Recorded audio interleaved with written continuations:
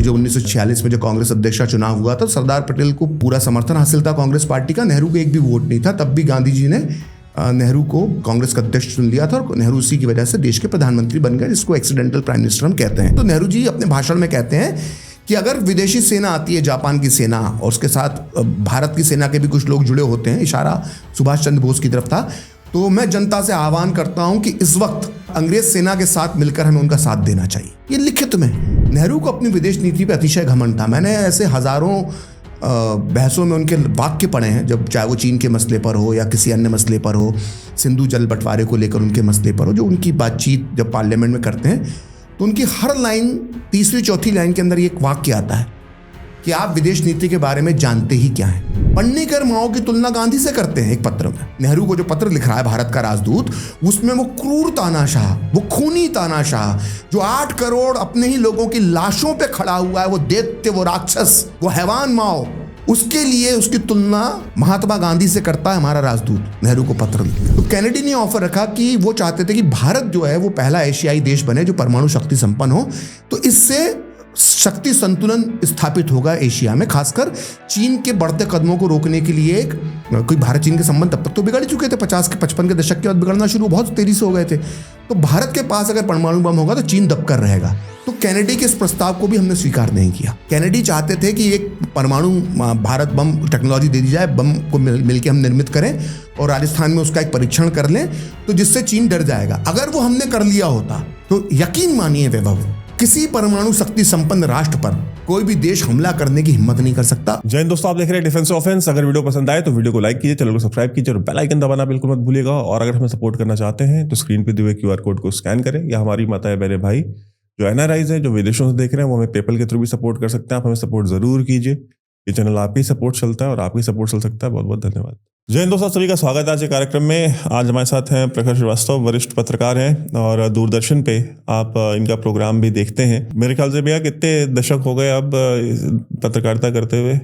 इससे उम्र पता पड़ जाती है बताने से, फिर भी मुझे 2.5 दशक 25 साल हो गए। तो 2.5 दशक का अनुभव है पत्रकारिता में। और नेहरू गांधी दोनों परिवारों को जितने अच्छे से इन्होंने पढ़ा है, उसके ऊपर जो रिसर्च की है और जो पुस्तकें लिखी हैं, मेरा मानना है कि वो पुस्तकें हमारे देश के विद्यालयों में और विश्वविद्यालयों में पढ़ानी चाहिए। जो वास्तविकता है, एक तो है कि एक आभा मंडल बनाया गया है, और एक है जो वास्तविकता जो उस आभा मंडल से कहीं बहुत दूर खड़ी है और जो कि उस धरातल पे है, जो उन घटनाओं पे आधारित है जो वाकई में घटित हुई, न कि उन घटनाओं पे जो कि कहानियों, किस्सों और चौक चौराहों पे और चाय की दुकानों में किस्से बनाए जाते हैं अपने नेता को, या हम जिसको मानते हैं उसको बड़ा बनाने के लिए। तो बहुत बहुत स्वागत है भैया आज। धन्यवाद। इंडिया और जो इंडिया की जो फॉरेन पॉलिसी, विदेश नीति है, उसके ऊपर बहुत सारी बातें हो रही हैं। हाल ही के पिछले 1-1.5 साल के अंदर जिस तरह से भारतीय जो राजनयिक हैं, जो डिप्लोमेट्स हैं, उन्होंने जिस तरीके से भारत की फॉरेन पॉलिसी चलाई है, उसके ऊपर बहुत सारा क्रिटिसिज्म हो रहा है। कुछ क्रिटिसिज्म तो मैंने खुद भी किया है, और बहुत सारा क्रिटिसिज्म है जो कि रेगुलर बेसिस पे कांग्रेस पार्टी की तरफ से किया जा रहा है। और सुप्रिया श्रीनेत और कांग्रेस पार्टी के जो लोग हैं और बहुत सारे जो पत्रकार हैं, रवीश कुमार जैसे, और ये लोग ये कहते हैं कि भाई नेहरू की जो विदेश नीति थी, या जो कांग्रेस ने जो इस देश में जो विदेश नीति की जो आधारशिला रखी थी, अब भारत जो है उससे कहीं दूर चला गया है और इस तरह की विदेश नीति में निर्णय ले रहा है जिसकी वजह से भारतवर्ष को नुकसान हो रहा है। तो चूंकि आपका वो बहुत एक दिल के करीब का विषय, आपने इतने सालों उस पढ़ाई भी की, आपने पुस्तकें भी लिखी हैं उसके ऊपर, तो नेहरू जी की क्या विदेश नीति थी, जरा हमारे दर्शकों को बताइए। कि अगर हम शुरुआत करें आज़ादी से पहले की, तो आज़ादी से पहले उनको स्टेट्समैन तो बोलते हैं ना, कि वो तो पैदा ही स्टेट्समैन हुए थे शायद। तो जब वो स्टेट्समैन थे और प्रधानमंत्री नहीं बने थे, तो उस समय उनकी विदेश नीति क्या थी? उसके बाद हम आज़ादी पे आएंगे और फिर पोस्ट इंडिपेंडेंस भी हम बात करेंगे।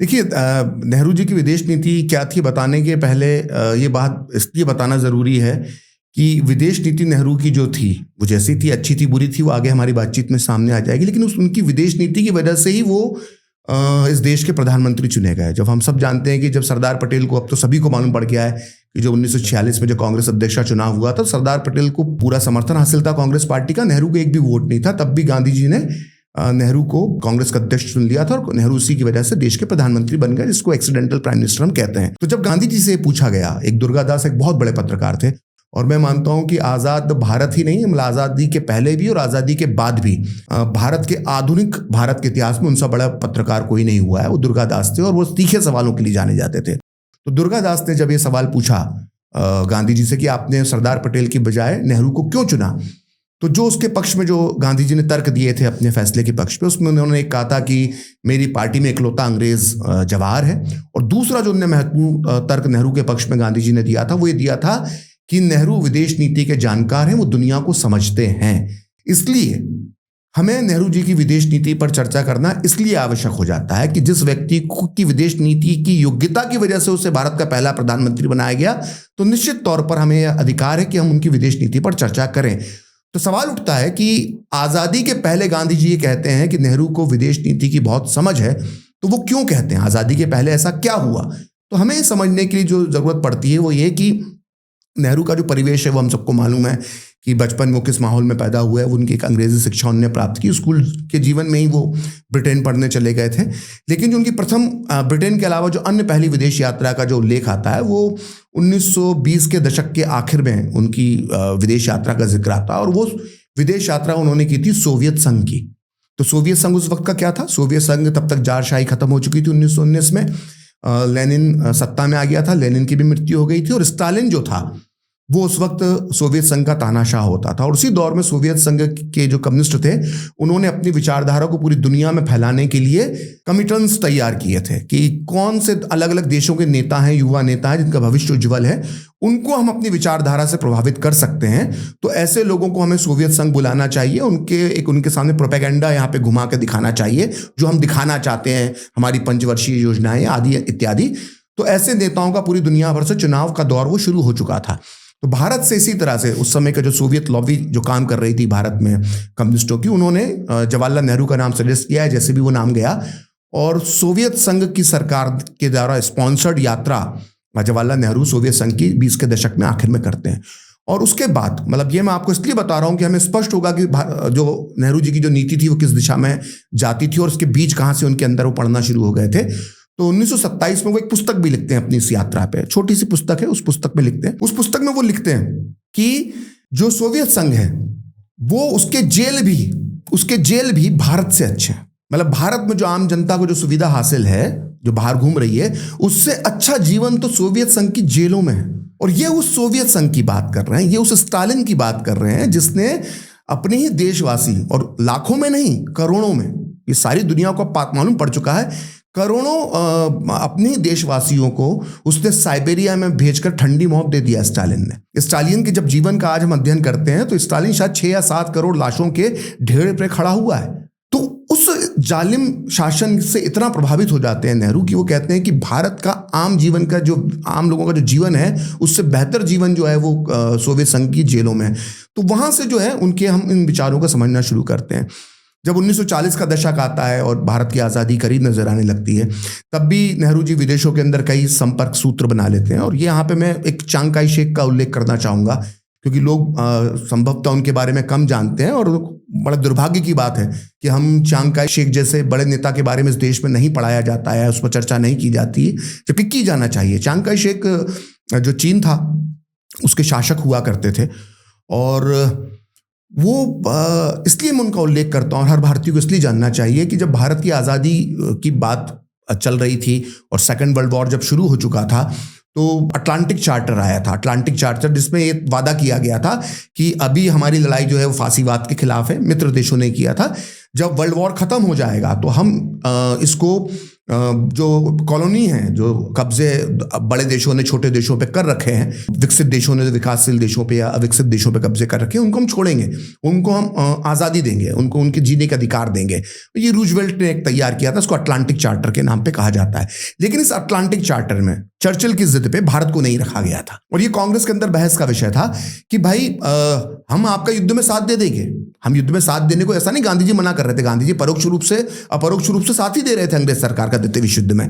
तभी तो उन्होंने कोई आंदोलन शुरू नहीं किया 1942 तक। और सुभाष चंद्र बोस ने इसी आधार पे कांग्रेस को छोड़ा था कि अंग्रेज इस समय कमजोर है, हमें उनके खिलाफ आंदोलन करना चाहिए। गांधी जी ने मना कर दिया कि नहीं, अभी हमारा दुश्मन भले ही कमजोर है लेकिन हमें उनके साथ ये व्यवहार नहीं करना चाहिए। तो जाहिर तौर पर अपरोक्ष रूप से हम उस समय के कांग्रेस जो थी वो गांधी जी समेत, नेहरू जी समेत ब्रिटिश सरकार का साथ दे रहे थे। ऐसे में चांग काई शेक वो व्यक्ति था जो चीन का शासक था, उसने कहा कि नहीं, भारत को भी आजादी अटलांटिक चार्टर के अंदर उसका नाम भी होना चाहिए। सोचिए, वो 1942 के पहले चांग काई शेक भारत की आजादी का समर्थन कर रहा था और भारत की यात्रा पे भी आया। और उनकी पत्नी के बारे में कहते हैं, मैडम चांग काई शेक जो थी वो बड़ी बेपनाह खूबसूरत थी।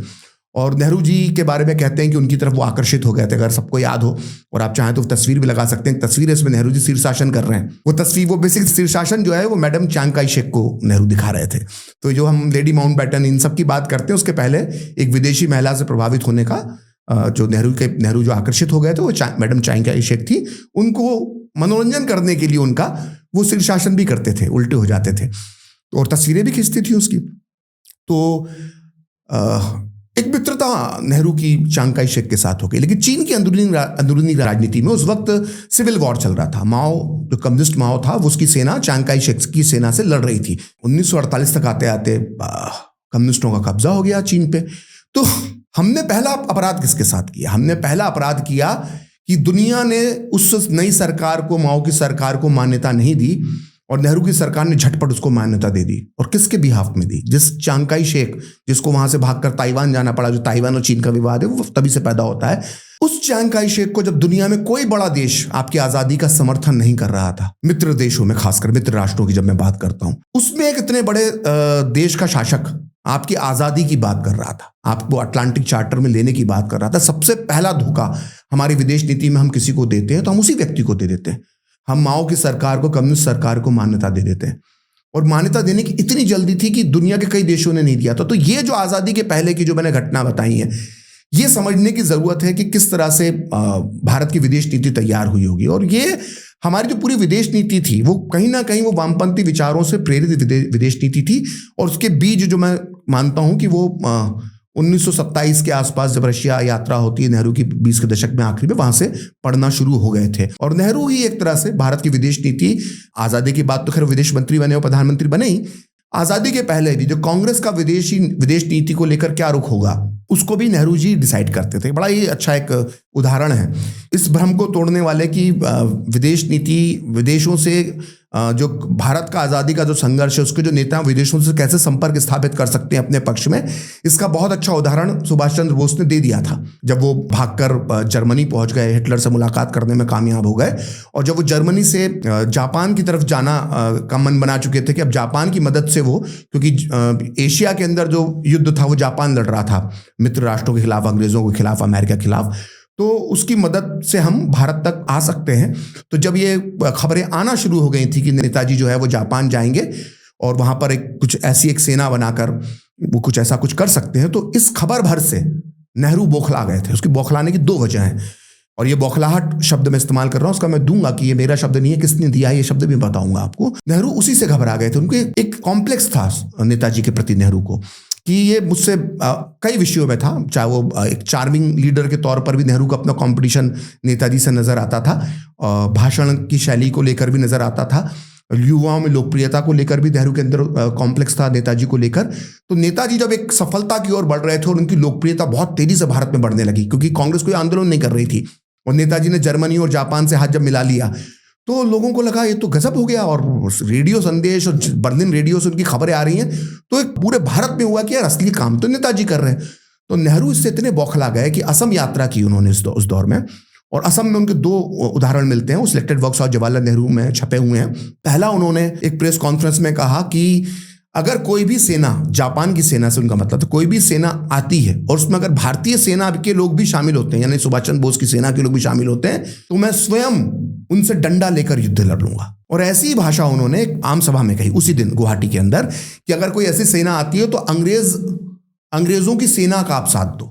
ये विदेश नीति का हिस्सा है। किस समय कोई आप विश्व युद्ध में किस तरफ खड़े, तो नेहरू जी अपने भाषण में कहते हैं कि अगर विदेशी सेना आती है, जापान की सेना, और उसके साथ भारत की सेना के भी कुछ लोग जुड़े होते हैं, इशारा सुभाष चंद्र बोस की तरफ था, तो मैं जनता से आह्वान करता हूं कि इस वक्त अंग्रेज सेना के साथ मिलकर हमें उनका साथ देना चाहिए। ये लिखित में। और इस वाक्य का जिक्र करते हुए राम मनोहर लोहिया, जो बहुत बड़े समाजवादी नेता थे, उन्होंने भारत विभाजन के गुनहगार पुस्तक लिखी है। उसमें वो लिखते हैं कि नेहरू दो वजहों से उस वक्त में परेशान थे। एक तो ये कि वो कुछ कर नहीं पा रहे थे, और उनके प्रतिद्वंदी सुभाष चंद्र बोस जर्मनी और जापान की मदद लेकर कुछ तो कर रहे थे।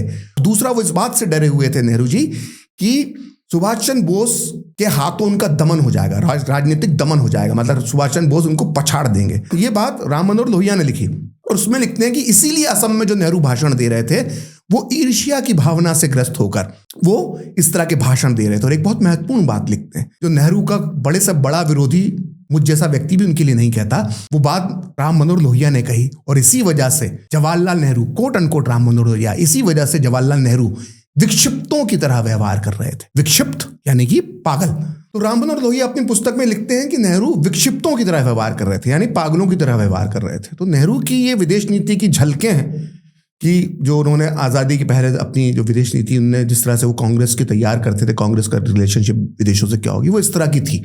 और आज़ादी के बाद जो रही, वो उसमें मैंने बताया कि पहला धोखा जो है उसी मित्र को दे दिया जो आपको आज़ादी के आंदोलन में साथ दे रहा था। ये तो आज़ादी के पहले की बात हो गई।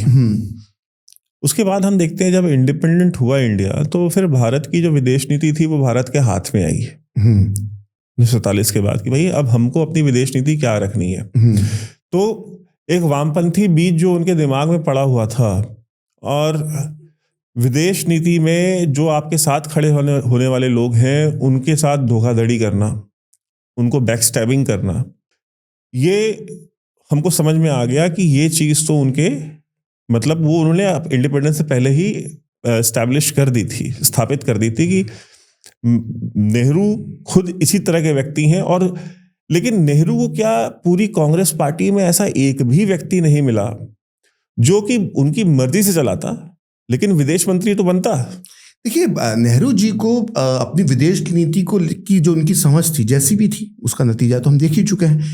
एक बहुत ज़्यादा होता है ना, किसी को अपने किसी नीति पर भरोसा होता है, एक होता है कि किसी को अपनी विदेश नीति पर अभिमान होता है, और एक होता है कि अतिशय घमंड होता है। नेहरू को अपनी विदेश नीति पर अतिशय घमंड था। मैंने ऐसे हजारों बहसों में उनके वाक्य पढ़े हैं, जब चाहे वो चीन के मसले पर हो या किसी अन्य मसले पर हो, सिंधु जल बंटवारे को लेकर उनके मसले पर हो, जो उनकी बातचीत जब पार्लियामेंट में करते हैं, तो उनकी हर लाइन, तीसरी चौथी लाइन के अंदर एक वाक्य आता है कि आप विदेश नीति के बारे में जानते ही क्या है।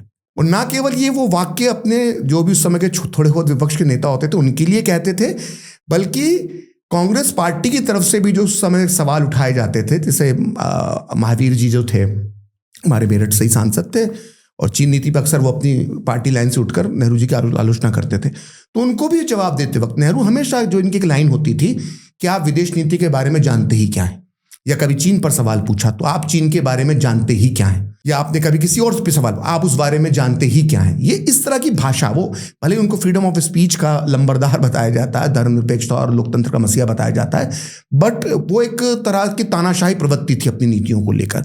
तो ऐसे में सवाल ही नहीं उठता कि जब गांधी जी जैसा व्यक्ति कहता हो कि नहीं, विदेश नीति तो सिर्फ नेहरू ही समझते हैं, नेहरू ही समझते हैं, तो ऐसी स्थिति में तो कोई सवाल ही नहीं उठता था कि वो किसी और को विदेश मंत्री बनाते। स्वयं ही विदेश मंत्री वो बने, और विदेश मंत्री बनने के बाद उन्होंने, जिस तरह का जो आपने कहा कि वामपंथ की तरफ उनका झुकाव था, तो उन्होंने सबसे पहला जो काम किया वो उन्होंने जब सोवियत संघ में जो अपना राजदूत भेजा मॉस्को में, तो उन्होंने अपनी बहन को भेजा, विजय लक्ष्मी पंडित को।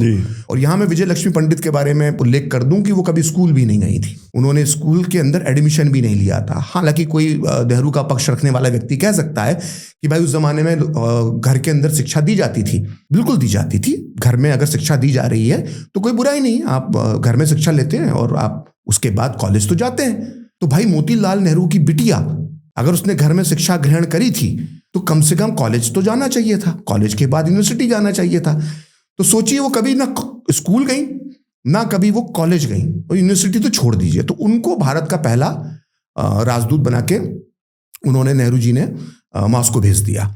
मॉस्को जाते से ही वो पूरी चूंकि सगी बहन उनकी वहां थी, तो पूरा नेहरू की इशारों पर, वो नेहरू की नीतियों पर वो मॉस्को में काम करना शुरू करती हैं। लेकिन स्टालिन को उस वक्त भर चुके होते हैं भारत के कम्युनिस्ट, ये जो समय एसपी श्री अमृत दांगे जो थे, जोशी जो थे, रणदिवे थे, इन सब ने भारत सरकार के खिलाफ युद्ध छेड़ रखा था कम्युनिस्टों ने। और कम्युनिस्टों का कहना था ये आज़ादी झूठी है। ये आज जब कम्युनिस्ट बताते हैं ना कि आज़ादी के बाद फला पे बैन लगा दिया था, फला संगठन में बैन लगा दिया था, संघ पर बैन लगा दिया था, तो ये बात छुपा जाते हैं कि इनके ऊपर भी बैन लगा दिया गया था।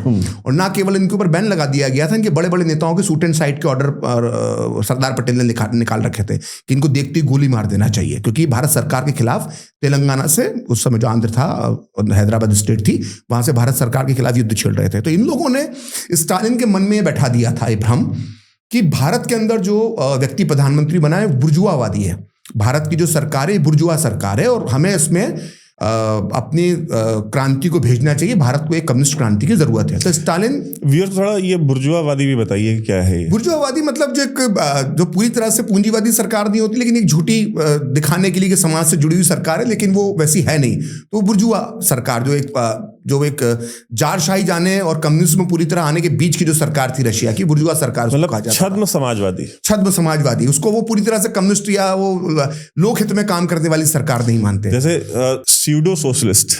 हाँ, तो उसको वो बुर्जुआ कह के अपमानित करते हैं। मतलब पूंजीवाद से ज्यादा बड़ी गाली होती है बुर्जुआवाद वामपंथियों की नजर में। तो इसको बुर्जुआ सरकार, वो नेहरू की बुर्जुआ सरकार ही स्टालिन के दिमाग में बिठाने में कामयाब हो गए। तो स्टालिन के सामने चुनौतियां भी उस समय बहुत बड़ी बड़ी चुनौतियां थी। जाहिर तौर पर उसको ईस्टर्न ब्लॉक तैयार करना था अपने लिए, और इसके अलावा उसका संग, तब तक कोल्ड वॉर शुरू हो चुका था, तब तक भारत की आज़ादी आई थी, तब तक अमेरिका और सोवियत संघ के बीच में एक संघर्ष की स्थिति निर्मित हो चुकी थी। ईस्टर्न ब्लॉक यूरोप के कब्जे को लेकर, जर्मनी के पे किसका कैसा शासन चलेगा इसको लेकर विवाद की स्थितियां निपटी हुई थी। द्वितीय विश्व युद्ध के बाद जो बंदरबाट हो रही थी, उसके अंदर अपने अपने हिस्सों को लेकर लड़ाइयां हो रही थी। तो स्टालिन के पास एक अलग फोकस के लिए इतना समय नहीं था, लेकिन तब भी उसके दिमाग में नेगेटिव चीज भारत के लिए भर दी गई थी।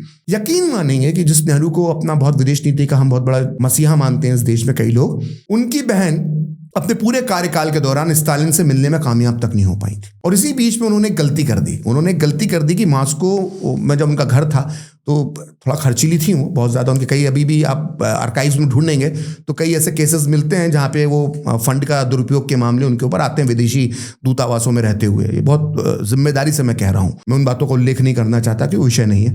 तो विजय लक्ष्मी पंडित जो हैं, उन्होंने जिनेवा से फर्नीचर ऑर्डर कर दिया। तो सोवियत संघ जो उस वक्त अपने आत्मनिर्भरता की बात पूरी दुनिया में करता था, उसके लिए बड़ी अपमानजनक ये बात मानी गई कि एक भारत जैसे देश की एक महिला राजदूत बन के आती है जब ये भी आज़ाद हुआ, और फर्नीचर वो जिनेवा से ऑर्डर करती है। जिनेवा स्विट्जरलैंड में है, वहां से फर्नीचर ऑर्डर करती है। तो ये बात स्टालिन को बहुत व्यक्तिगत तौर पर चुभी, क्योंकि उनका एक खुद का एक इकोनॉमिक मॉडल था, उसमें इस तरह का उसको ये बर्दाश्त नहीं हुआ। और सोवियत फर्नीचर से अच्छा फर्नीचर अब जो भी उनकी पसंद रही होगी।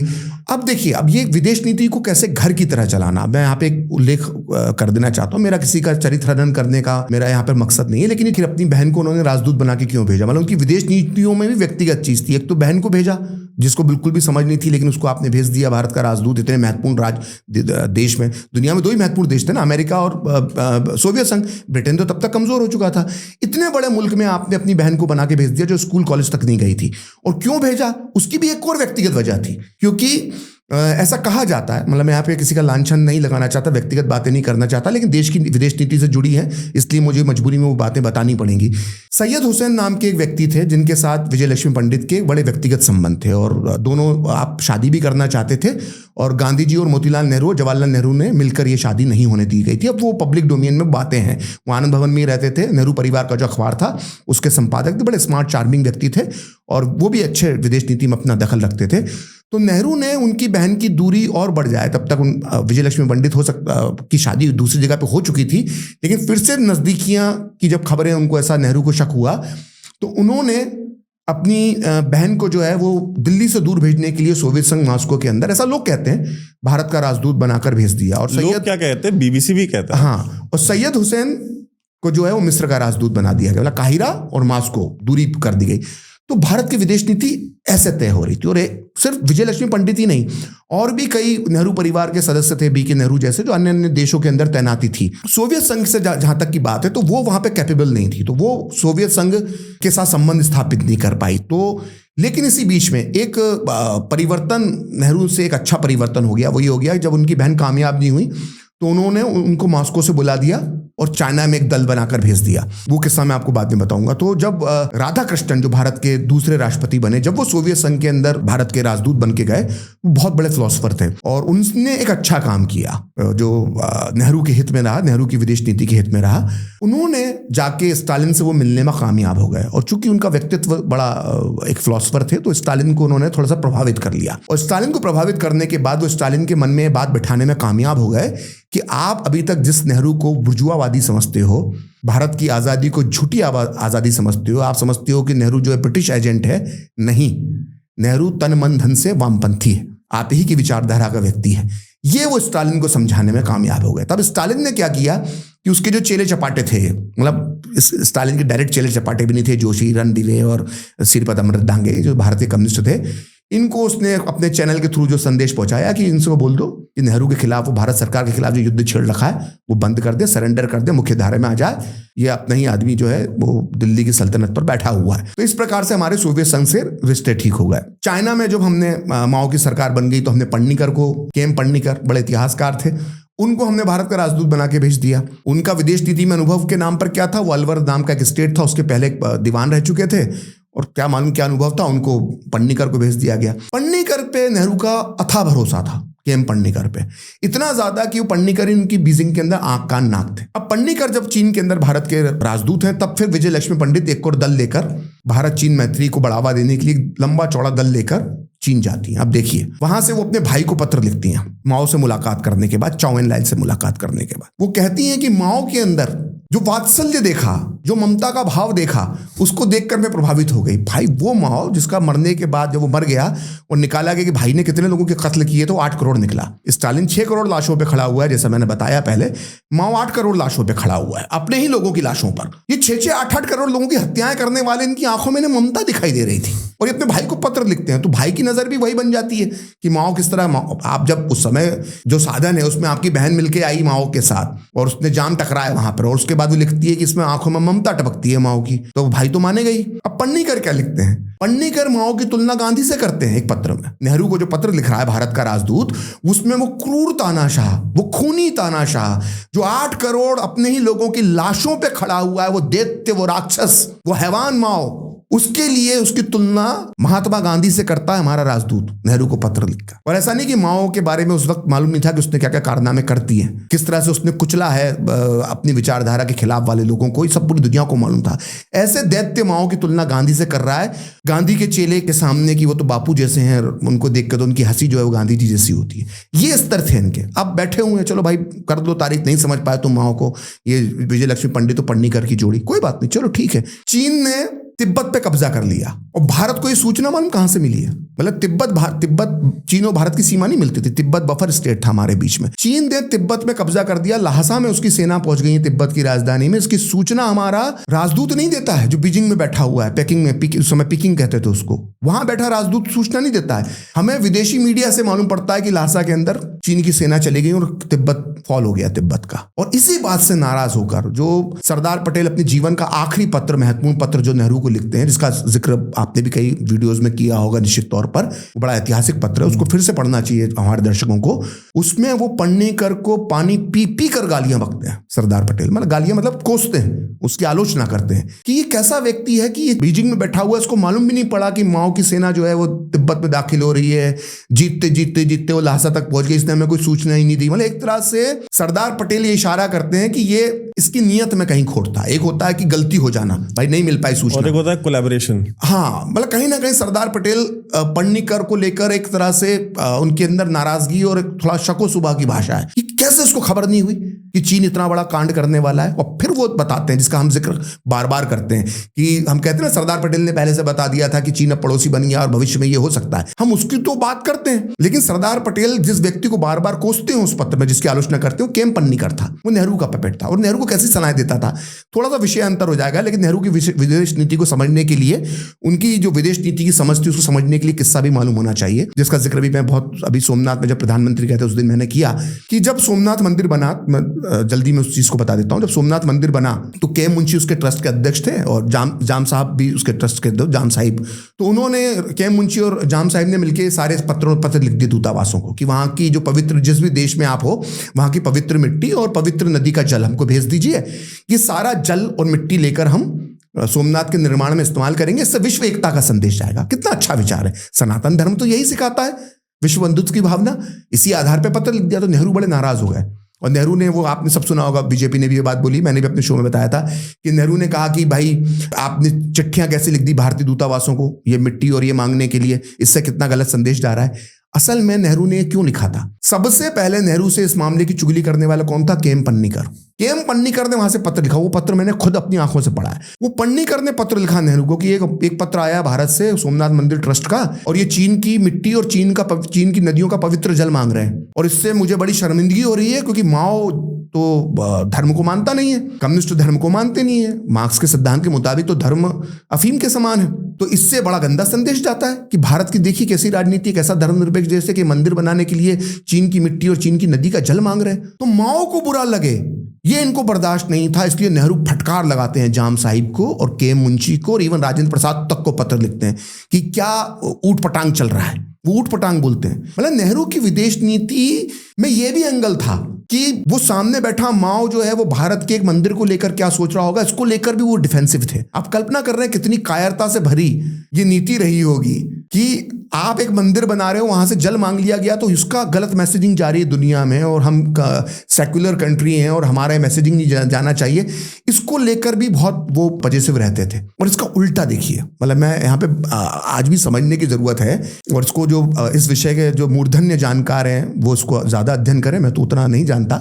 हमने जो विदेश नीति नेहरू ने तैयार कर दी, एक तरफ तो आपको सोमनाथ का मंदिर के लिए जल और मिट्टी मंगाना विदेशों से आपको बड़ा अपमानजनक लग रहा है, वहीं दूसरी तरफ जब सांची, एक मध्य प्रदेश में विदिशा के पास जगह है सांची स्तूप, वहां का जब उसका निर्माण का एक बड़ा कार्य पूरा हुआ, तो उसका बौद्ध धर्म जितने देशों के अंदर माना जाता है उन सब के बड़े बड़े राष्ट्राध्यक्षों को, नेताओं को, बड़े नेताओं को सांची में नेहरू ने आमंत्रित किया, और बौद्ध धर्म का भारत से कनेक्शन जोड़ते हुए उन देशों से, फार ईस्ट और इसके जो देश थे, इनके साथ संबंध स्थापित करने की एक विदेश नीति की आपने कोशिश की। मतलब एक तरफ आपको सनातन के लिए कुछ हो रहा है तो आपको अपमानजनक लग रहा है कि ये विदेश नीति को नुकसान पहुंचा रहा है, छवि खराब कर रहा है भारत की।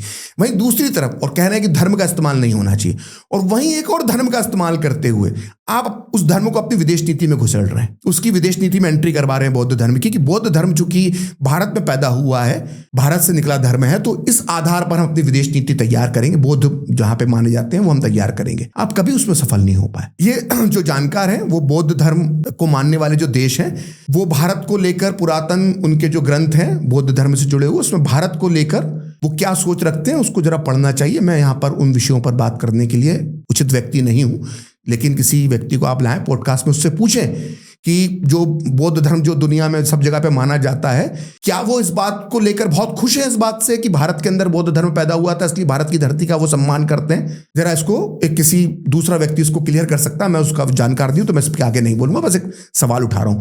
तो इतनी बुद्धि से आप अपनी विदेश नीति चलाते थे कि हमारे यहाँ बौद्ध धर्म पैदा हुआ है तो वो जो बौद्ध धर्म के लोग हैं, वो देश है, वो हमें हमारा दोस्त हो गया, ये तो सोच थी। इसी आधार पे उसको आगे बढ़ाया गया। आप देखा होगा साउथ अफ्रीका से हमारे संबंध स्थापित हुए तो शुरुआत में गांधी परिवार के लोगों को ही वहां का राजदूत बना के भेजा जाता, ये सोचकर कि भाई वो गांधी जी ने वहां पे किया था तो उनके ही परिवार का भेज दो। मतलब ये विदेश नीतियां छेपकों से नहीं चलती हैं, ये अलंकारों से विदेश नीतियां नहीं चलती। नेहरू ने उसी तरह की कोशिशें की। तो इसी तरह के वो अपने एक सपनों की दुनिया में रहते, तो बड़ा अच्छा किस्सा वो नटवर सिंह अपनी आत्मकथा में लिख कर गए, क्योंकि वो नेहरू के साथ विदेश मंत्रालय में काम किया, IFS अधिकारी थे। और वो लेकिन वो किताब पढ़ने लायक बहुत बिल्कुल विशुद्ध, बहुत शानदार किताब थी, सच्चे संस्मरण लिखे हैं। तो उसके अंदर वो लिखते हैं कि नेहरू जी अपने मैप को फैला लेते थे, विदेश की पूरी दुनिया के मैप को, और उसमें निशान लगाते रहते थे कहाँ कहाँ मैंने राजदूत बना दिए हैं, कहाँ कहाँ मैंने, और उसको निहारते रहते थे। तो ये उससे आप लगा सकते हैं कि क्या मैप को, दुनिया के मैप को मैं ऐसे निहार के देख रहा हूँ, तो क्या मैं इससे मेरी विदेश नीति में क्या ही फर्क पड़ जाएगा, या मैं इससे क्या ही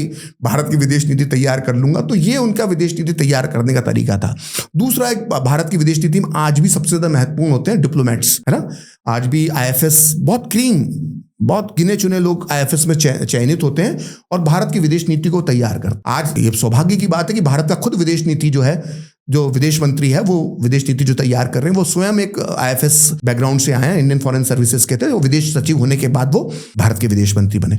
नेहरू के समय IFS कैसे बनते थे, ये भी चर्चा होना चाहिए। जो सबसे बड़ा भारत की विदेश नीति के टूल बनने वाले थे भविष्य के, नेहरू स्वयं इंटरव्यू लेते थे। देश का प्रधानमंत्री IFS के में जो छात्र आते थे, स्वयं उनका इंटरव्यू लेते थे और स्वयं उनको चयनित करते थे। ये नटवर सिंह से लेकर JN दीक्षित तक, इन सबके इंटरव्यू नेहरू ने लिए और खुद अपने अंडर में कुछ समय के लिए इनको बीच बीच में अपने PMO में काम करवाते थे, जिससे ये समझ सकें। तो सोचिए आप, अगर आप अब थोड़ा सा इसको हम फैलाते हैं राजनीतिक तौर पर, आप देखेंगे कि उस समय के जो कांग्रेस के बड़े नेता थे, इन सबके बच्चों को आपने देखा होगा, ये सब IFS बने। नटवर सिंह एक बड़े परिवार, राज परिवार से आते थे, नेहरू गांधी परिवार के करीबी थे। नेहरू जी की एक बहन थी कृष्णाहटी सिंह, उनके बहुत करीबी थे नटवर सिंह, मतलब उन्हीं के पारिवारिक संबंध थे। JN दीक्षित किस परिवार से आते हैं, गूगल कर सकते हैं आप लोग। ब्रजेश मिश्रा DP मिश्र के लड़के थे। आप जब उस वक्त के IFS अधिकारियों की एक लंबी लिस्ट निकालेंगे तो सब किसी ना किसी बड़े परिवार के, इलाहाबाद के आसपास के रहने वाले, एक विशेष वर्ग से निकले हुए लोग, सबके बैकग्राउंड कहीं ना कहीं कांग्रेस से जुड़े हुए हैं, क्योंकि सीधे प्रधानमंत्री इंटरव्यू लेता था, प्रधानमंत्री चयनित करता था इंडियन फॉरेन सर्विसेज के अंदर सिलेक्शन। उनके परिवार के लड़के अभी तक हैं, अभी तक आपको मिलेंगे। आपको एक कॉल सरनेम के काफी लोग मिलेंगे। TN कॉल भी उनमें से एक थे, नेहरू परिवार के करीबी थे। ताशकंद समझौते के दौरान शास्त्री जी की मृत्यु में जो रहस्यमय मृत्यु है, उसमें संदिग्ध भूमिका है, वो भी नेहरू जी द्वारा चुने गए थे। TN कॉल, एक लंबी लिस्ट है। और ये सब बाद में विदेश सचिव बने। तो कहीं ना कहीं वो नेहरू के जो चयनित युवा थे, उनने भारत की विदेश नीति को भी प्रभावित किया। तो भारत की विदेश नीति इस तरह से आज़ादी की बाद तैयार की जा रही। आज़ादी के बाद जब हम देखते हैं कि एक मल्टीलैटरल या एक ऐसा प्लेटफॉर्म क्रिएट करने की बात की गई, जहाँ पे रिप्रेजेंटेशन जो है वो दुनिया के हर देश को दिया जाए, और हर देश का, चाहे वो कितना छोटा या कितना बड़ा है, हर किसी के पास अपना एक वोट होना चाहिए। इस तरह की एक संस्था जो है, आज़ादी से खैर हालांकि वो पहले ही उसकी नींव रखी गई, लेकिन भारत जो है उसका सदस्य बना, और भारत का भी उन सारे एक वोट में से एक वोट भारत को भी मिला। लेकिन उसमें भी जनसंख्या के हिसाब से, साइज के हिसाब से और लोकतांत्रिक मूल्यों के हिसाब से यह देखा गया, अमेरिका ने ऑफर किया भारत को कि आप जो सिक्योरिटी काउंसिल है उसकी आप परमानेंट मेंबर आप जो है आप बनिए। और वहाँ पे नेहरू जी को हम देखते हैं कि नेहरू जी ने कहा कि नहीं, हमसे तो बड़ा मुल्क जो है वो चाइना है, तो पहला हक तो चीन का बनता है। अमेरिका नहीं चाहता था, UK नहीं चाहता था, फ्रांस नहीं चाहता था, सोवियत भी नहीं चाहते थे कि चाइना उसका मेंबर बने। लेकिन वो ये सारे भारत के ऊपर राजी थे, और उनको कोई आपत्ति नहीं थी कि भारत उसका सदस्य बने, और सबने यूनानिमसली इन्वाइट किया कि भाई आप आइए। क्या होता है, जो आपने सब बताया वो सब लिखित में सबूत मौजूद है। आज भी कांग्रेस के नेता इसको सिवाय एक शशि थरूर को छोड़ के सब इसको नकारते हैं। तो कोई ऑफर ही नहीं किया गया था। प्राइम मिनिस्टर नेहरू के साथ प्रेसिडेंट आइजनहावर उसको ऑफर कर रहे हैं इंडिया को सीट की, नहीं आपको होना चाहिए। आप निकिता ख्रुश्चेव के साथ नेहरू की जो मिनट्स ऑफ मीटिंग्स हैं नेहरू के, आप उसको उठा के पढ़ लीजिए। उसमें ख्रुश्चेव पूछते हैं कि भारत को क्यों नहीं बनना चाहिए, और खुद एक विजय लक्ष्मी पंडित का पत्र है। अब दिलचस्प बात कि विजय लक्ष्मी पंडित अब मॉस्को में भारत की राजदूत रहीं, बीजिंग में जो गई वो तो मैंने बताया आपको। इसके बाद वो अमेरिका के अंदर भारत की राजदूत बना दी गई थी। तो वहां से वो पत्र लिखती हैं अपने भाई को। मतलब देखिए योग्यता, मतलब थोड़ा सा मजाक की बात कर लेता हूँ, इतनी गंभीर बातें कर रहे हैं। जैसे हमारे यहाँ कोई बच्चा पैदा होता है तो वो नर्सरी में जाता है ना, और लेकिन लगता है नेहरू और गांधी परिवार का जो बच्चा पैदा होता है सीधे यूनाइटेड नेशन में जाता है। विदेश नीति मतलब वहीं पे सीखता है और वहीं से पढ़ के सीधे वो राजदूत बनता है। तो खैर विजय लक्ष्मी पंडित उसके बाद अमेरिका भेज दी गई भारत की राजदूत बनाकर। वहां से वो पत्र लिखती है। वहां पे वो अमेरिका में कुछ टटोलना चाहा अमेरिकी प्रशासन ने, व्हाइट हाउस ने इंडिया को, कि हम आपके लिए सोच रहे हैं परमानेंट सीट वीटो पावर की भारत को देने की। तो उसके 2 सीनेटर विजय लक्ष्मी पंडित से ये मैसेजिंग देते हैं कि हम भारत के बारे में विचार कर रहे हैं, आप लोग क्या सोचते हैं इस बारे में। वो ये अमेरिकन पैटर्न आज भी है, व्हाइट हाउस की डिप्लोमेसी का पैटर्न आप मुझसे बेहतर समझते हैं, यही पैटर्न होता है। वो सीनेटर्स के थ्रू वो शुरू होती है और फिर वो एक उसका लार्ज स्केल पे डिसीजन होते हैं। तो वो पत्र लिखती है नेहरू को कि ये सोच रहे हैं, लेकिन हालांकि मैंने ही मना कर दिया है कि भारत में बहुत अच्छा कोई इसको लेके, भारत में कोई पॉजिटिव रुख हमारा तो नहीं है इसे लेकर। मतलब सोचिए, भारत का राजदूत, चूंकि वो प्रधानमंत्री की बहन है, इसलिए अपने स्तर पर ही वो जो 2 सीनेटर अमेरिका के आते हैं उनसे पूछने के लिए, उसको वो कर देती हैं, इस प्रस्ताव को वहीं ठंडे बस्ते में डालने का बोल देती है कि बोला हम बहुत इसको सीरियस नहीं लेंगे। मतलब सोचिए, भारत आज कोई राजदूत कर सकता है कि बिना प्रधानमंत्री कार्यालय से पूछे हुए और बिना विदेश मंत्रालय से पूछे अपनी राय पहले ही दे दे उधर, कोई भारत को लेकर बातचीत चल रही हो। तो ये पावर था विजय लक्ष्मी पंडित के पास में। खैर, तो नेहरू जो पत्र लिखते हैं, ये दोनों पत्र selected works of Jawaharlal Nehru में भारत सरकार ने प्रकाशित किए हैं। उसमें नेहरू लिखते कि नहीं ये तो गलत हो जाएगा, हमें किसी का हक नहीं मारना, हमको ये नहीं करना, चीन का पहले हक बनता है, इससे गलत संदेश जाएगा। तो ये सरकारी दस्तावेजों के अंदर मौजूद हैं कि भारत को बार बार सुरक्षा परिषद के अंदर स्थायी सदस्यता जो है वो वीटो पावर मिलने के लिए ऑफर हुआ। अब मैं आपको वो चीज बताता हूं जो मुझे लगता है कि शायद बहुत कम लोगों को मालूम है, और मुझे भी नहीं मालूम थी। बस रिसर्च करते करते मैं किसी और विषय पर रिसर्च कर रहा था और भारतीय विदेश विभाग की 1963 की एक रिपोर्ट मेरे हाथ लग गई, वैभव जी, जो सालाना रिपोर्ट होती है ना, एमई अपनी हर सालाना रिपोर्ट निकालता है। तो 1963 की सालाना रिपोर्ट मेरे हाथ में लग गई। उसमें चैप्टर था कि भारत की नीतियां संयुक्त राष्ट्र के बैठकों के अंदर, मतलब भारत ने संयुक्त राष्ट्र के अंदर क्या क्या मुद्दे उठाए, क्या क्या मुद्दे रखे गए। तो संयुक्त राष्ट्र की महासभा की जो आम बैठक जो होती है, जो अभी भी जनरल असेंबली जो होती है, उसमें भारत ने क्या क्या किया उसका भी एक रिपोर्ट तैयार थी। अब वहां पर भी विजय लक्ष्मी पंडित मौजूद थी। तो पहले वो मॉस्को में, फिर दोहराता हूँ, मॉस्को में राजदूत बनी, फिर चीन नीतियां बनाई, फिर वो अमेरिका पहुंच गई भारत की राजदूत बन के, उसके बाद वो लंदन हाई कमिश्नर बन के पहुंच गई भारत की। अब वो भारत की स्थायी प्रतिनिधि हैं संयुक्त राष्ट्र संघ में, मतलब परमानेंट एम्बेसडर, मतलब जो महिला स्कूल कॉलेज, परमानेंट रिप्रेजेंटेटिव, हाँ परमानेंट रिप्रेजेंटेटिव, जो महिला कभी स्कूल कॉलेज नहीं गई, क्योंकि वो नेहरू जी की बहन है, मोतीलाल जी के घर में पैदा हुई है, इसलिए वो वहां पर बैठी हुई है। जो कि जिनका बाय द वे अगर आप इंडियन फॉरेन सर्विस देखें तो उनका प्रोटोकॉल और उनकी पोजीशन जो है वो अमेरिका में जो भारत के राजदूत होते हैं उनसे कहीं सीनियर होती है। That is equivalent to foreign secretary. बिल्कुल बिल्कुल। तो अब आप सोचिए कि उस पद पर भी वो विराजित हैं, नेहरू जी की अनपढ़ बहन। अब 1963 की वो रिपोर्ट मेरे हाथ में पड़ गई। मैं देखूं क्या क्या किया भारत ने। 62 का युद्ध हो चुका है, 62 का युद्ध हो चुका है, चीन हमें घाव दे चुका है, हमारी हजारों वर्ग किलोमीटर जमीन हड़प चुका है। उसमें भी 1963 में भी हम चीन की सीट का समर्थन करते हैं। विजय लक्ष्मी पंडित कहती हैं कि ठीक है, चीन के साथ हमारा युद्ध हुआ, लेकिन भारत का यह मत है कि सुरक्षा परिषद में स्थायी सदस्यता के लिए चीन ही दावेदार है। तो ये बेवकूफी से ज्यादा, बेशर्मी से ज्यादा, मतलब ये देश के साथ धोखा है कि जिस देश ने 8-9 महीने पहले आप पे हमला किया, इतना बड़ा घाव दिया है, आप 8 महीने बाद उसको फिर से उसकी हक में आवाज उठा रहे हो। और जब वोटिंग हुई इस पे कि क्या चीन को स्थायी सदस्यता सुरक्षा परिषद में मिलना चाहिए, तो भारत ने 1963 में भी उसके पक्ष में वोट दिया। युद्ध के बाद भी, अरे युद्ध के पहले तो चलो हम माफ कर देते हैं आपको कि आप उसकी चीन को, चलो आपको पहचानने में गलती हो गई, आपको नहीं मालूम था वो धोखा दे देगा। अरे धोखा खा लिया। आप बताइए ना, हिंदी चीनी भाई भाई का नारा दिया। आप कल्पना करके देखिए, एक सच्चे भारतीय होने के नाते मेरा तो खून खौलता है, रोंगटे खड़े होते हैं, क्योंकि मैंने वो तस्वीरें देखी हैं कि कैसे पीटी शूज पहनकर हमारे 303 लेकर हमारे जवानों ने उनसे युद्ध लड़ा। सिर्फ एक कम दूरदृष्टि वाला प्रधानमंत्री बैठा है जो उस खतरे को नहीं भाप पाया।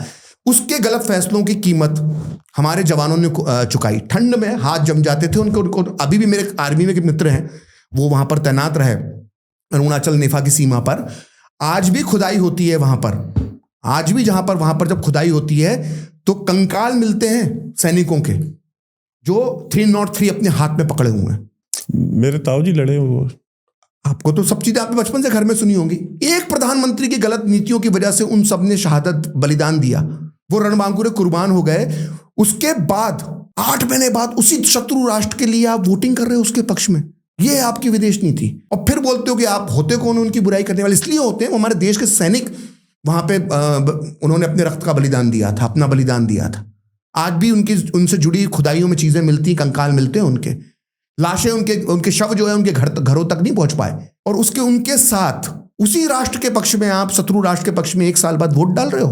संयुक्त राष्ट्र संघ में आपकी बहन वोट डाल के आ रही है वहां पर, और फिर बोलते हो हम सवाल ना पूछें, इतिहास की बात ना करें।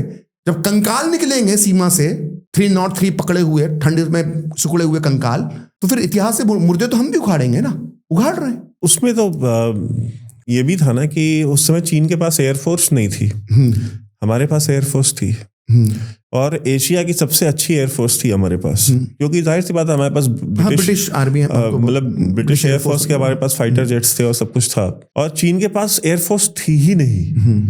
और इंडियन आर्मी बोलती रही, इंडियन आर्मी के ऑफिसर्स बोलते रहे कि हमको एयरफोर्स का इस्तेमाल करना चाहिए, अगर एयरफोर्स का इस्तेमाल होगा तो ये डिफीट नहीं होगी।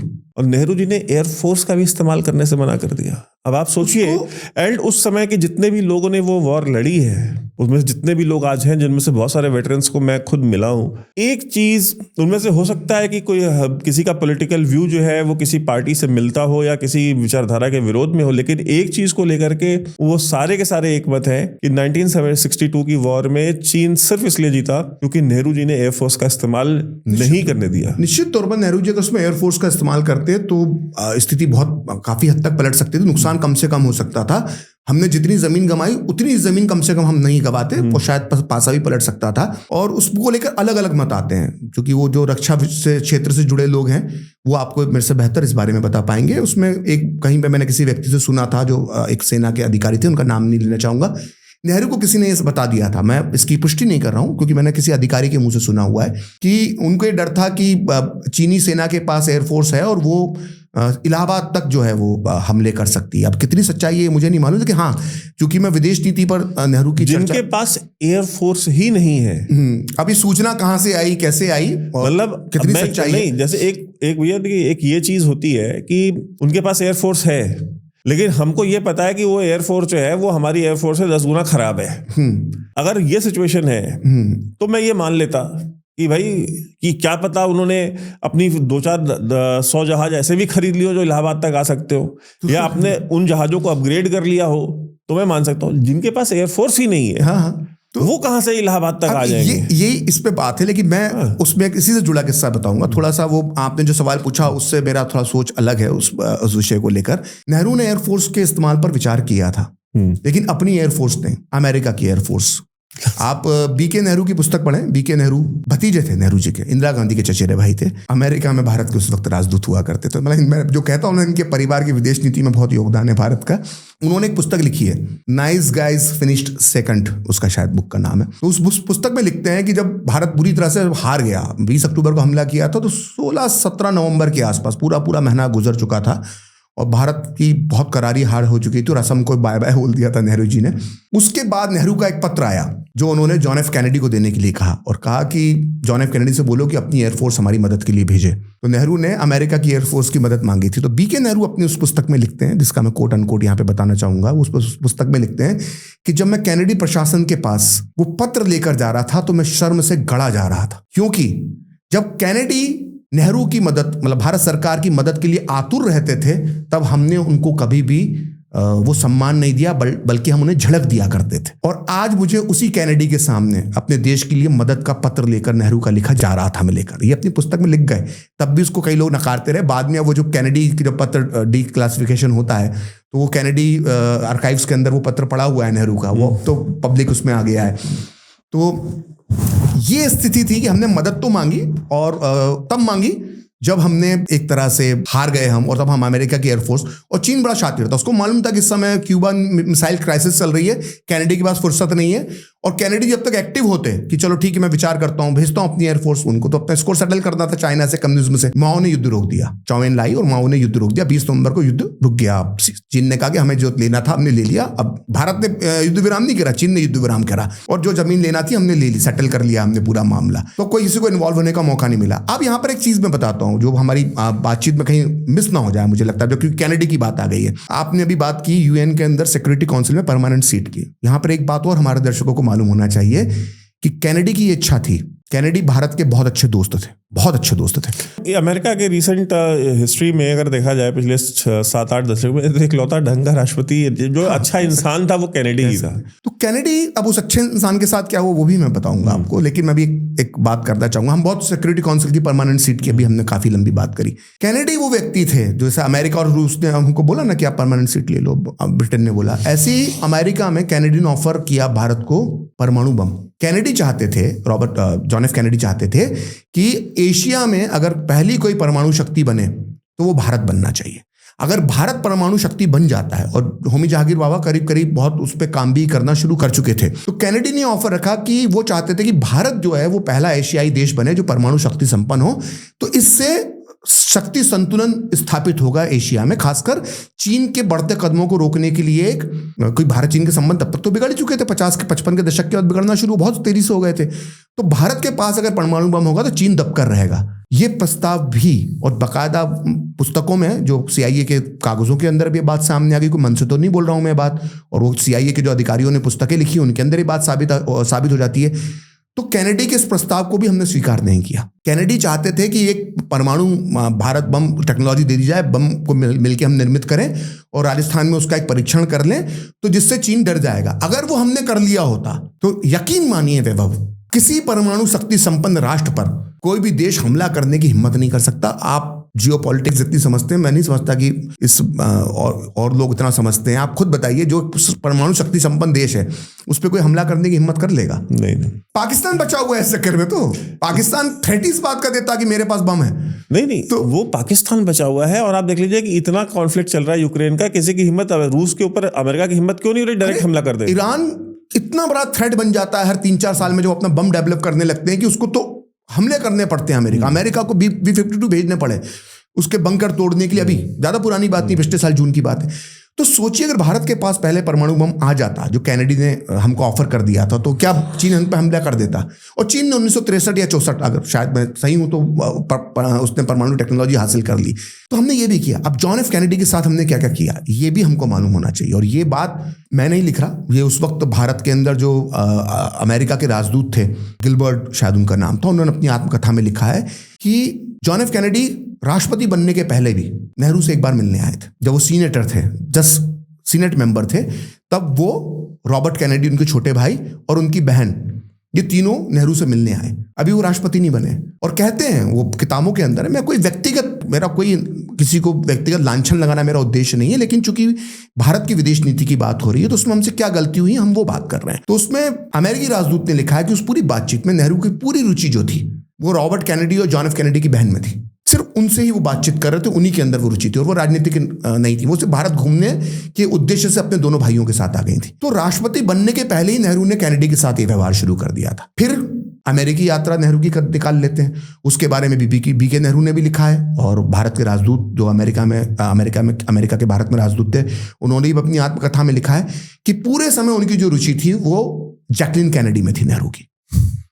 और उसमें कैनेडी ने अपने, अब वो आर्काइव में भी सामने आ गया, कैनेडी का नोट है वो, कि मेरी किसी भी राष्ट्र अध्यक्ष से मिली हुई सबसे खराब मुलाकात, जिसका कोई नतीजा नहीं रहा, ऐसी कोई मुलाकात मेरे अभी तक के कार्यकाल में रही है। उस दिन रात में नोट लिखते हैं अपना, तो वो भारत के प्रधानमंत्री नेहरू के साथ रही। नेहरू पूरी उस बातचीत में, ये कैनेडी ने भी लिखा है, उनके राजदूत ने भी लिखा है कि उस पूरी बातचीत जो ओवल ऑफिस में उनकी बातचीत हुई थी, नेहरू पंखे की तरफ देखते रहे, पूरे समय पंखे की तरफ देखते रहे। और कैनेडी उन्हें चीजें ऑफर कर रहे थे कि मैं आपके लिए कर सकता हूं, भारत के लिए कर सकता हूं, और पूरे कोई रुचि नहीं थी, वो पंखे की तरफ देखते रहे। उनकी और रुचि जो भी थी वो सिर्फ जैकलिन कैनेडी में थी। और हमने तस्वीरें देखी हैं, जैकलिन कैनेडी को बुलाकर भारत में जो शाही स्वागत नेहरू ने किया था, नेहरू अपने कमरे में, अपने बेडरूम में जैकलिन और उनकी खुद की जो तस्वीर थी वो लगाकर रखते थे। ये अब तो सबके सामने है और आप इसको कई संस्करणों में लोगों के पढ़ लेंगे। तो सोचिए, एक व्यक्ति जिसको आप कहते हैं कि अमेरिका में पिछले दिनों सबसे ढंग का राष्ट्रपति, सबसे अच्छा इंसान के तौर पर राष्ट्रपति आप जॉन एफ कैनेडी को मानते हैं, सोचिए हमारे देश का प्रधानमंत्री क्या व्यवहार कर रहा था। पहले वो आता है तो उसकी बहन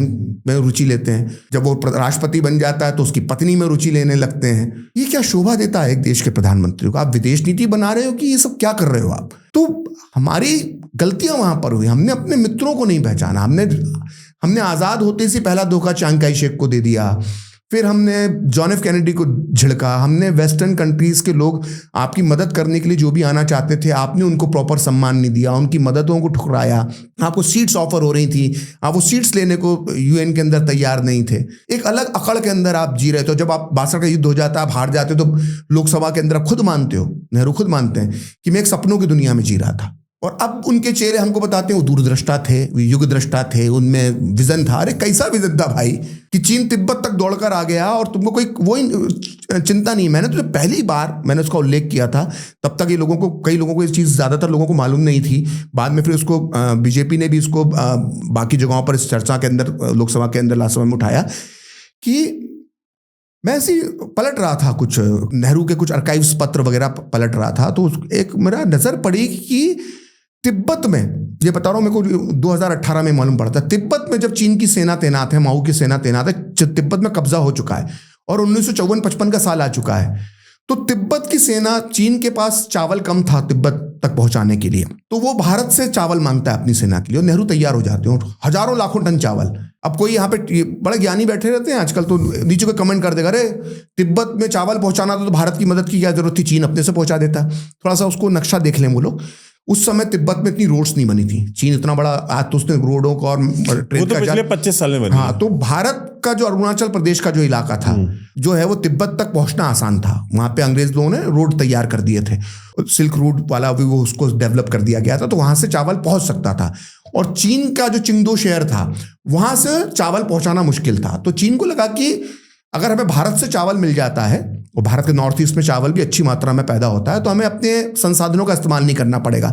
तो सोचिए कि हमने कितना बड़ा धोखा किया तिब्बतियों के साथ।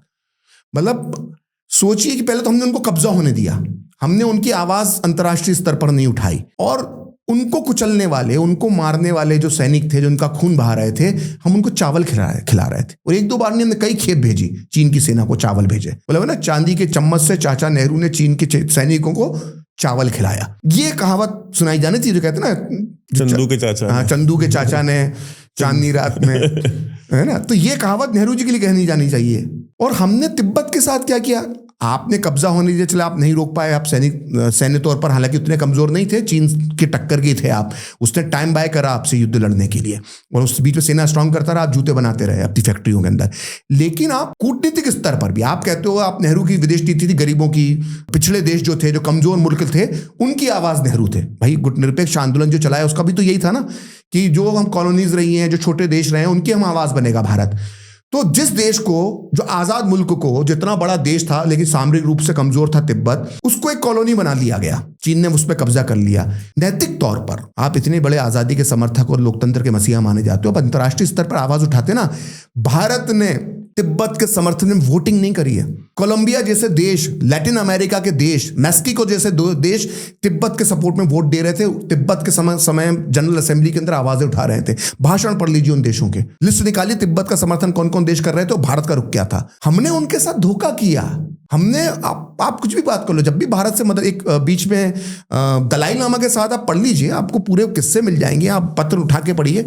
दलाई लामा के पीछे आईबी छोड़ दी जाती थी जब तक दलाई लामा तिब्बत में थे, और तिब्बत से जब दलाई लामा भारत आते थे तो उनके साथ क्या व्यवहार होता था। आपने दलाई लामा को तब शरण दी जब चीन आपका घोषित दुश्मन बन चुका था, लेकिन जब तक आपको चीन से, माओ से और चाउ एन लाई से दोस्ती करनी थी, आप दलाई लामा के साथ क्या व्यवहार करते थे, ये देखिए। जब भारत के अंदर, जब आज़ादी के ठीक पहले एशियाटिक देशों का, एक एशिया और अफ्रीका के देशों के सम्मेलन हुआ था, कांग्रेस ने करवाया था, नेहरू ने उसके अध्यक्ष थे, उसमें तिब्बत को आपने अलग देश के रूप में मान्यता दी थी, तिब्बत का अलग झंडा फहराया गया था। और आपने क्या किया उनके साथ, आपने बेसहारा छोड़ दिया, आपने कोई कूटनीतिक मदद नहीं करी। सैन्य मदद तो चलो नहीं की, वो तो मानते ही हैं, आपने कूटनीतिक स्तर पर भी उनकी मदद नहीं करी। कांग्रेस का एक धड़ा था जो तिब्बतियों का समर्थन करता था, उसने सोचा कि तिब्बत डे मनाएंगे और हम इसका चाउ एन लाई की यात्रा का विरोध करेंगे और चीन के खिलाफ प्रदर्शन करेंगे, तो उनको डांट पड़ी, उनको धमकी दी गई कि भैया तुम्हें कांग्रेस से निकाल दिया जाएगा।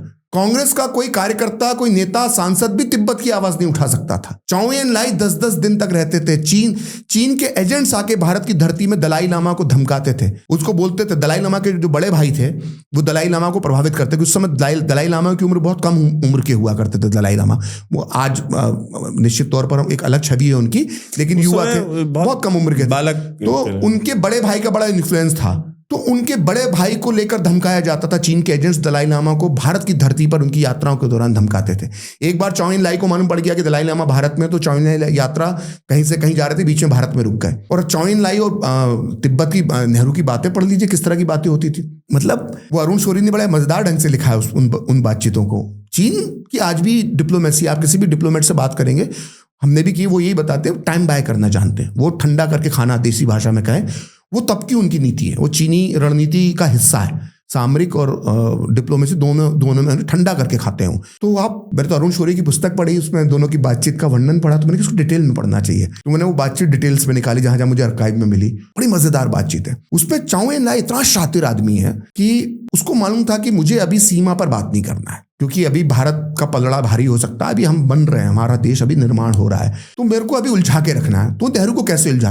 5 दिन तक वो भारत और चीन के प्रधानमंत्रियों के बीच में बातचीत हुई है। भारत के प्रधानमंत्री नेहरू और चौ एन लाई चीन के प्रधानमंत्री। अब इनकी बातचीत को आप पढ़ो। चौ एन लाई बड़ा शातिर आदमी था। वो एक स्टूडेंट की तरह उसने व्यवहार करना शुरू किया। उसने नेहरू से कहा, हिज हाइनेस, वियतनाम को लेकर आप क्या सोचते हैं?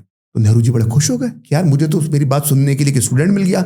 लंबा सा लेक्चर वियतनाम को लेकर। फिर अगला सवाल चौ एन लाई पूछता है, हिज हाइनेस, कंबोडिया को लेकर आप क्या सोचते हैं? तो हिज हाइनेस नेहरू कंबोडिया को लेकर एक लंबा लेक्चर। मैं मजाक नहीं कर रहा, ये पढ़े हैं मैंने।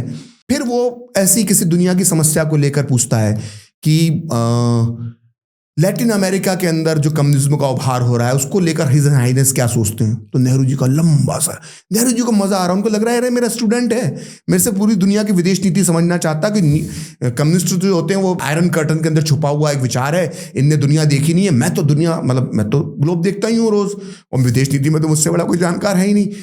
वो चौ एन लाई को लंबे लंबे लेक्चर दे रहे हैं। वियतनाम क्या है, वियतनाम का इतिहास क्या है, कंबोडिया क्या है, कंबोडिया का इतिहास क्या है, म्यांमार को लेकर सवाल, हिज हाइनेस म्यांमार को लेकर आप क्या सोचते हैं, बर्मा को लेकर क्या सोचते हैं, यूथान को लेकर आप क्या सोचते हैं। यूथान जो समय संयुक्त राष्ट्र के महासचिव थे शायद, तो यूथान को लेकर आप क्या सोचते हैं। यूथान के बारे में वो अपना विचार दे रहे हैं। फिर वो लैटिन, मतलब वो बातचीत ऐसी बातचीत हो रही है। अब उस बातचीत में बड़ा दिलचस्प किस्सा भी आता है। उस बातचीत एक दिन आगरा में भी हुई।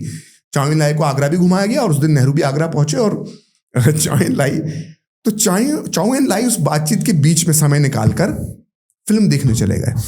बाकायदा ही रिकॉर्ड्स में है, मैं कुछ भी मन से नहीं बोला। Selected works of Jawaharlal Nehru के अंदर छुपा हुआ है किस्सा कि नेहरू जी ने पूछा कि आज चौ एन लाई, आज मिस्टर प्राइम मिनिस्टर लेट आए हैं, आज कहाँ आप गए घूमने के लिए? तो चौ एन लाई जवाब देते हैं कि आज मैं एक फिल्म देखने गया, और उस फिल्म का नाम था झांसी की रानी।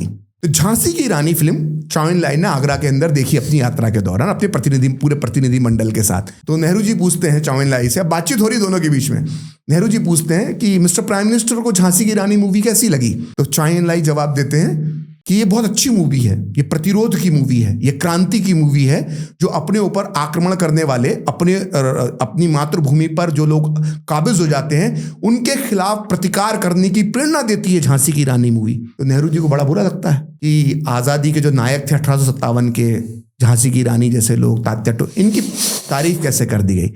तो नेहरू कहते हैं, ये मालूम होना चाहिए नेहरू की सोच क्या आती है, यहाँ भी आती है।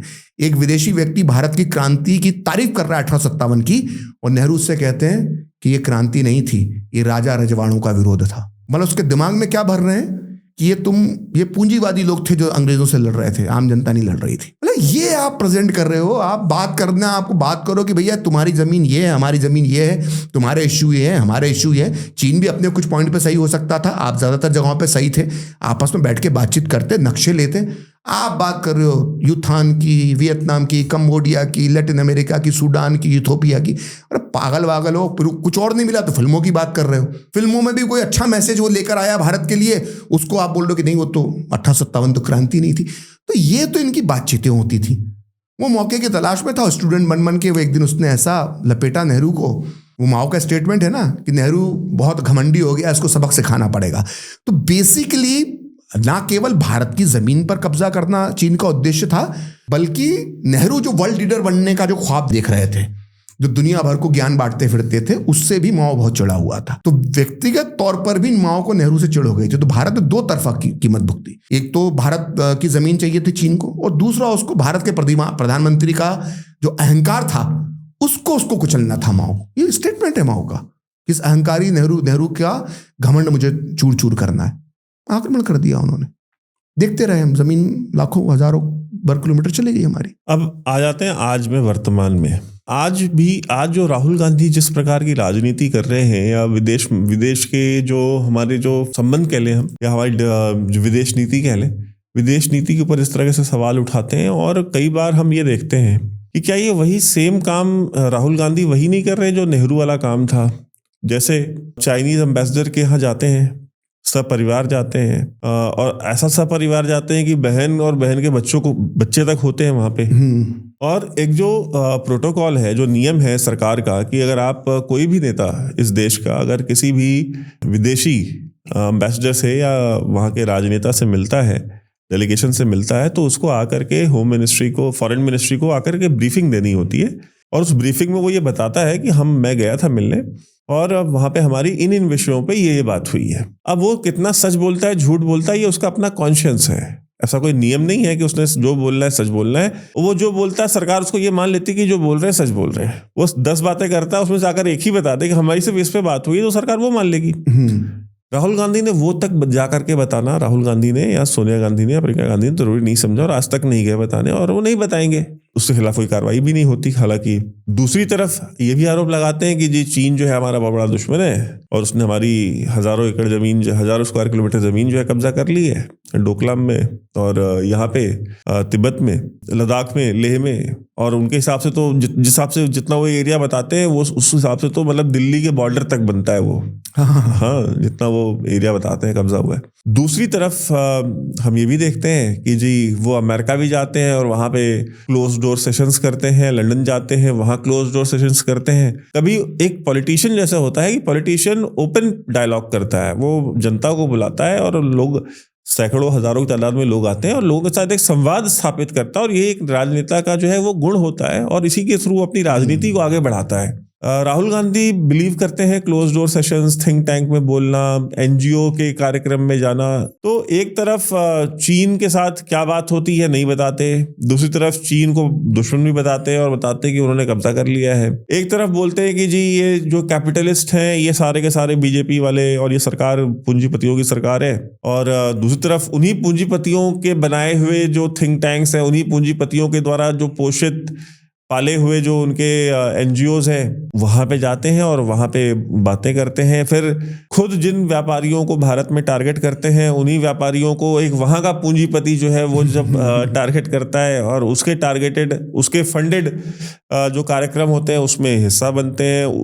उन एनजीओ से पैसा खाने वाले लोगों को राहुल गांधी अपनी कोर टीम में मेंबर रख लेते। नेहरू वाली ही फॉरेन पॉलिसी क्या अब हम देख रहे हैं कि कांग्रेस दोबारा वापस आ गई है, कि हर तरफ डबल गेम चल रहा है। देखिए, जो किसी भी का भी एक डीएनए होता है, जो विचारधारा का आपके अंदर का डीएनए है, तो वो उसको जाते जाते समय लगता है। और नेहरू का तो इतना डीएनए इतना समाया हुआ है कि कांग्रेस के अंदर से वो जा नहीं सकता। कांग्रेस की आप टोटल विदेश नीति देखेंगे, नरसिम्हा राव का अगर आपको समय छोड़ देंगे तो जहाँ इजराइल से भारत के संबंध स्थापित होते हैं, और कुछ समय इंदिरा गांधी का भी, हाँ इंदिरा गांधी का भी कुछ समय आप सोच लेंगे। हालांकि इंदिरा गांधी भी गुटनिरपेक्षता और बहुत सारी चीजों के अंदर थी, और उन्होंने भी, जो नेहरू ने खुलेआम तौर पर नहीं किया, सोवियत संघ में जाकर बैठ गई, वो उन्होंने खुलेआम तौर पर किया। और इंदिरा गांधी की विदेश नीति को देखें तो ठीक है, हमें उसको लाभ हुए, इसलिए कई चीजें छुप जाती हैं। लेकिन उसका दूसरा पहलू भी है कि जब अब मित्रों के आर्काइव्स सामने आता है तो हमें मालूम पड़ता है कि केजीबी ने किस तरह से इंडियन मीडिया पे, आज भी मैं पत्रकार पे कई सीनियर पत्रकारों से सुनता हूँ कि कहाँ से केजीबी से किस किस को कैसे कैसे पैसा आता था। हाँ, और हमारी एकेडमिया में जो इन्फिल्ट्रेशन होती है कि क्षेत्रीय स्तर के जो संपादक होते थे उस समय केजीबी को उनसे भी फंड मिलता था, मतलब केजीबी उनको भी फंड देती थी। और हमारे एकेडमिया पे जिस तरह का किया, तो वो उसके उस समय तत्कालीन भले हमें लाभ मिले, लेकिन बाद में दुष्परिणाम भी हुए। और उस वक्त के जानकार ये जानते थे कि सोवियत संघ 80 के जब गर्वाचोव के आने के समय तक तो सबको समझ में आ गया था कि सोवियत संघ का बुलबुला कहीं ना कहीं फूट रहा है। लेकिन हमने उस समय थोड़ा सा बैलेंस करने की जरूरत महसूस नहीं की कि भैया हम थोड़ा सा अमेरिका से भी संबंध सुधार लें, ऐसा ही ना हो कि हम इधर ही बैठे रहें। जब हम देख रहे हैं कि सोवियत संघ डूबते, कि डिप्लोमेसी तो अपनी देश का स्वार्थ सबसे ऊपर होता है उसमें। भाई हमने देखा ना, मोदी जी के समय हमें यहाँ से तेल सस्ता मिल रहा है, हम लेंगे, ठीक है, अमेरिका दोस्त है, हमको रूस से तेल सस्ता मिल रहा है, हम लेंगे। ऐसी होती है डिप्लोमेसी। अब आप जब देख रहे हैं कि सोवियत संघ पे लेकर पूरी दुनिया के अंदर भविष्यवाणी हो रही है, जब अफगानिस्तान वॉर चल रहा है कि बहुत जल्दी बुलबुला फूटेगा, गोर्बाचोव की नीतियां आपको साफ नजर आ रही है कि बहुत लंबा मेहमान नहीं बचा है सोवियत संघ, तो आपको उस वक्त का सदुपयोग करना था, आपने नहीं किया। उस समय किसकी सरकारें थी आपको ही मालूम है, भले ही वो टूटा वीपी सिंह की सरकार के समय जो भी हुआ, लेकिन लक्षण तो इंदिरा गांधी की सरकार के समय दिखना शुरू हो गए थे सोवियत संघ के। हमने उस समय का सदुपयोग नहीं टूटा, जैसे सोवियत संघ टूटा हमने उसके परिणाम भुगते, हमें बहुत सारे क्रायोजेनिक इंजन हमें नहीं मिल पाया, वैसे बहुत सी बातें हैं। तो हमारी विदेश नीतियों के अंदर जो खामियां थी वो हमने समय समय पर देखी, और ये जो एक मन में रहता है कि विदेश नीति के हम ही जानकार हैं, और ये जो भाव इस पूरे परिवार के अंदर है, तो वो कहीं ना कहीं इनके अंदर भी है। जैसा मैंने आपको बताया कि हमारे बच्चे नर्सरी जाते हैं, स्कूल के नाम पे इनके बच्चे यूएन में पढ़ने जाते हैं, ऐसा लगता है इन लोगों को। और होता भी है भाई, जब अनपढ़ बहन 5-5 जगहों की राजदूत रह लेगी, एक भाई वो है चचेरा भाई भी कि नेहरू अमेरिका में बैठा हुआ है, कॉल उधर बैठा हुआ है, कोई इधर बैठा, तो बड़ा इनका वो रहा। तो अब जब क्या हुआ था, मनमोहन सिंह की सरकार बनी, तब नटवर सिंह का जब दौर था, नटवर सिंह जब तक विदेश मंत्री रहे तो वो तो बहुत ही क्लोज व्यक्ति थे सोनिया गांधी के। अब उनकी किताब में लिखे हुए हैं कि हर कैसे वो किसको मिलवाना है, जो भी राष्ट्राध्यक्ष आ रहा है वो 10 जनपद जाता था, उसकी मुलाकात होती थी। तस्वीरें हमने देखी हैं, देश का प्रधानमंत्री कहाँ बैठा हुआ है और तत्कालीन कांग्रेस अध्यक्ष कहाँ पर बैठती थी, हमने वो भी देखा है। तो आप सत्ता में रहे तब भी, सत्ता में नहीं हो तब भी, आप जब रिमोट से चला रहे हो तब भी विदेश नीति को आप ही कंट्रोल करते रहे। आपके ही सिखाए लोग विदेश नीति, आप ही के परिवार से जुड़े लोग भारत की विदेश नीति तैयार करते रहे।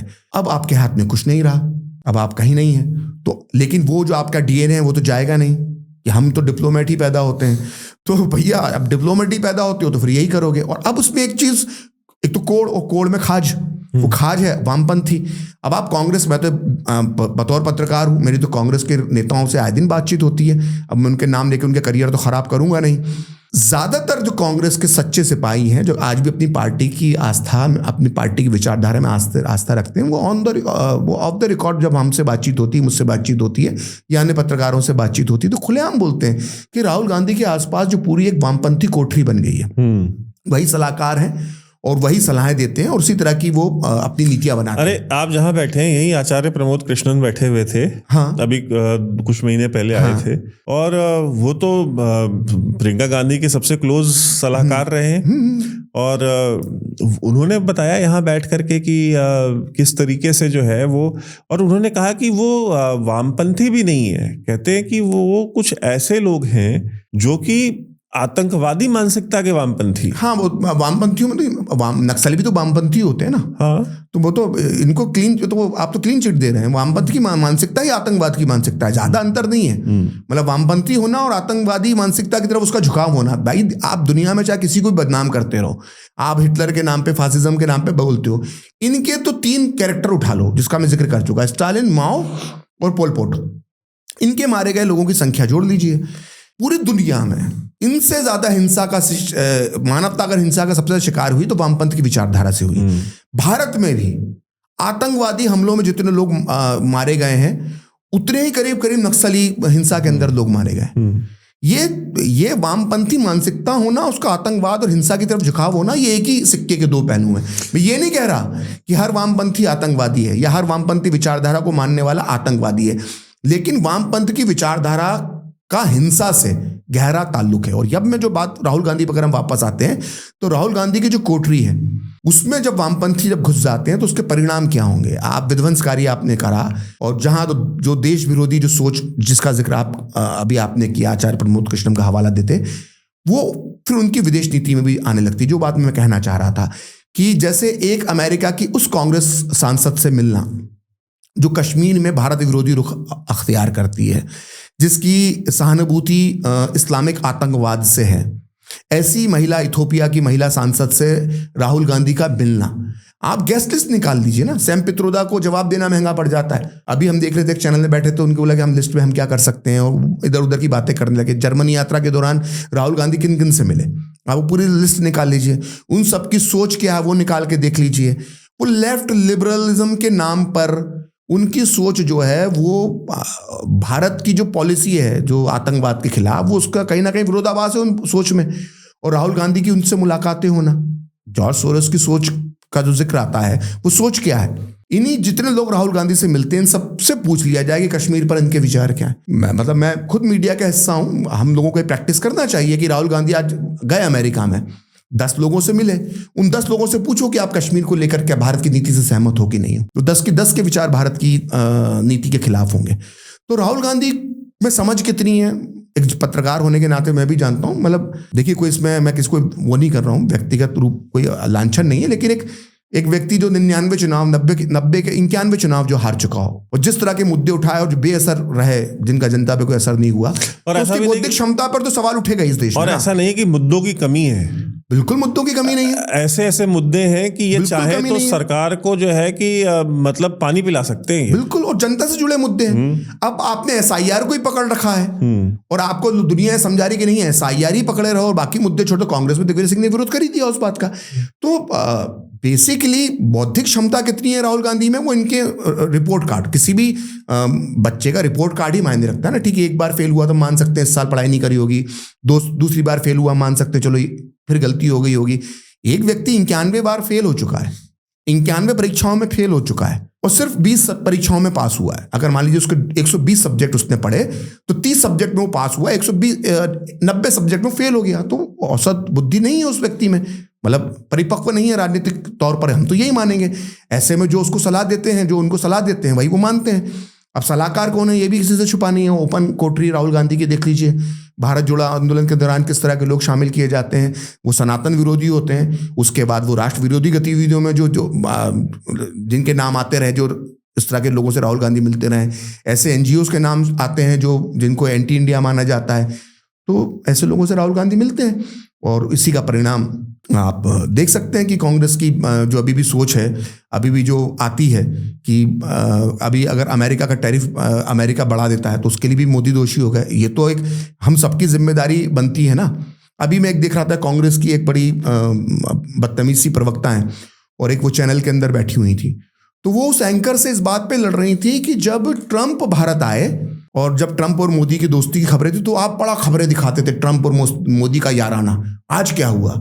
तो वो एंकर ने बड़े अच्छे से समझाया उस बदतमीज महिला प्रवक्ता को कांग्रेस की कि देखिए पत्रकार क्या होता है, जो सामने दिखाई दे रहा है वो उसका आकलन करता है। मान लीजिए ये दिखाई दे रहा है कि ट्रंप और मोदी की बड़ी अच्छी केमिस्ट्री है, दोनों अपने आप एक दूसरे को दोस्त बोल रहे हैं, वो एक दूसरे वो खुद भी पत्रकार रह चुकी हैं, हाँ, खुद भी एंकर रह चुकी हैं। हाँ, तो अब वो बिजनेस वाली एंकर थी। तो अब वो आप जो हो रहा है उसके आधार पे बताओगे ना। या उस दिन वो पत्रकार ये बोलता, अब मोदी हाउडी मोदी में वो ट्रंप जाकर जाने क्या क्या तारीफें कर रहे हैं मोदी की, और वो उस दिन भविष्यवाणी करता हुआ एंकर कि नहीं ये भविष्य में आज से 5 साल बाद जाकर ये अगला चुनाव हार जाएंगे, उसके बाद अगला चुनाव लड़ेंगे, वो जीत जाएंगे और जीतने के बाद वो टैरिफ लगाएंगे, वो टैरिफ इतने प्रतिशत का होगा। अरे भाई, पत्रकार और ज्योतिषी में अंतर होता है। वो उसके सामने जो घटना हो रही है वो उसको एनालिसिस करता है। अगर वो दोस्ती दिखाई दे रही है, और ना केवल भारत के पत्रकार उस दोस्ती की बात कर रहे थे बल्कि वर्ल्ड वाइड, इवन पाकिस्तान में बैठे लोग चिंतित हो रहे थे ट्रंप और मोदी की दोस्ती देखकर। वहां की मीडिया की रिपोर्ट्स देख लीजिए